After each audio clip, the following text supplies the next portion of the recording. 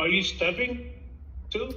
Yeah, so, think of it, the simplest analogy that we can use to kind of describe the Wing Chun power that we're cultivating, internal power, is a ball rolling down a hill. So if you think about a ball that rolls downhill, it just naturally rolls down to the bottom of the hill. The ball is our natural structures, meaning the circles within our system. So the spine is like a cylinder, the joints move in circular ways, for example, and the sphere of Chi Sao, you can see it's literally like a ball, right? So this ball, it rolls downhill, right? And you've got gravity that's allowing it to roll down. And because of the structure of the hill, the shape, it keeps going in that direction. So you think of yourself like that ball.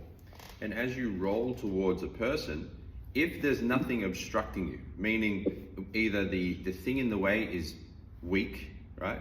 Which is basically anyone who meets our internal powers, they're all weak. Anyway, we strike right through. The ball rolls straight through, right? But let's just say there's a rock at a greater size than the actual ball, it'll meet the rock and it will spin around it.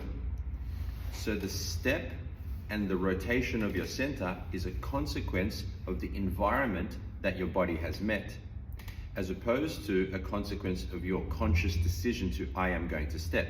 It's not to say you can't do that if you feel that, okay, this person's so crap that I can do that if I want to. It's just in the heat of the moment, you want to maximize all potential power, mass, momentum, and energy to striking the target. You don't want to be thinking, maybe I should do a pivot step and a chum kyu latch elbow. There's no time for that type of thinking process when it comes to combat. It must be destroy, meaning crush the target. The body will roll according to the environment. We use the term in Wing Chun, rolling, right? Hey, you want to roll? Meaning we want to Chi Sao, want to roll. It's a good word because that's essentially what we're doing. We're turning the state on, we're aiming it downhill, and we're letting the shapes roll naturally. So yes, a step will happen. Yes, a bong sao latch. Yes, all these different techniques will come out from the state rolling down the hill, so to speak. Does that make sense, Tom? Yes. Good.